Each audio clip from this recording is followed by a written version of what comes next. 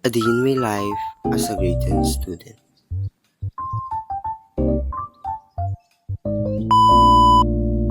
Samahan niyo akong pumasok kahit Valentine's Day.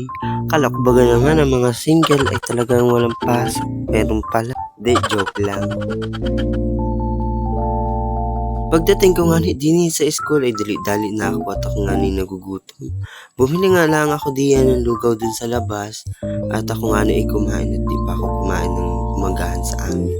Tiningani sa amin classroom ay nagkakabigayan na ng mga bulaklak.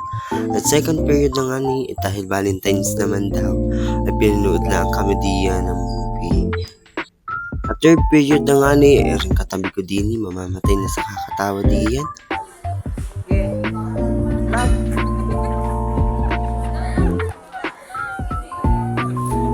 Hello mga sagbang, basta manigtad ka. Aring katabi ko pa nga din wala may sagot kaya tingin-tingin lang diyan sa kabila. Baka nga daw ay may makuha siyang sagot diyan kaya siya'y natingin sa kabila. Nung time ng recess na nga kami walang magawa diyan kaya kami nagbibidyo-video na rin lang diyan. Mananood sana kami diyan ng awardee ng Balya sa Kalye dahil nga representative yung school namin.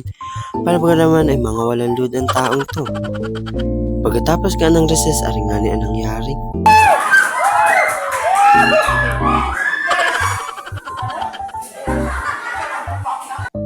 Nagsulat na nga rin lang kami diyan at ang patugtog nga diyan ay mga pang-broken Valentine's na Valentine's. Pagkatapos, lalaglag na lang yung luha mo at mapapasabi ka, mahal ko pa pala siya. Basta't love life nga ang napag-usapan ay talaga naman sobrang daming bungang. Pagkatapos nga noon ay kumain lang kami diyan na madalian.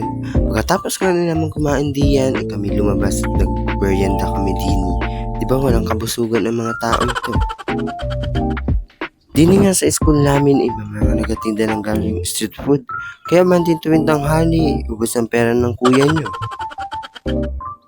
Pagkatapos nga namin magmerienda at kumain, kami nga naka-assign mag-segregate ng mga basura diyan. Pagkatapos nga noon ay sinamahan ko rin mga kaklase ko din maglinis ng CR. Nagka-picture. Pagdating nga namin sa room ay aringani ang mga kaganapan sa room namin.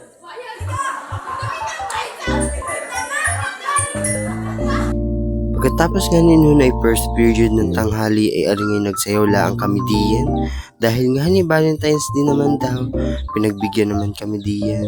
Ay aringay na ang inasayaw nila yung aming sayaw nung nagmahalta na kami sa Kalapan.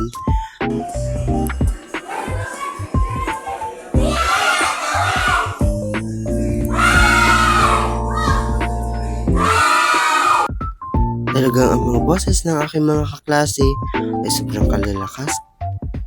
Aringani ay second period na ng tanghali ay kami nga wala rin ginagawa diyan dahil nga inaintindi pa yung teacher ko at yung mga kaklase ko diyan. Nagasalpon at nagkakwentuhan lang kami diyan at aring hinirap yung cellphone ko at mag-video daw sila. At nung last period na nga ay pumunta na lang kami din sa TLE room at kami nga nagawa na ring RJ45 diyan. Sobrang kahirap nga igawa at by color coding yun. At pagkatapos nga nun ay ako nga umangkas sa sa multicam. Ako nga umuwi hanggang dito na lang. Bye-bye!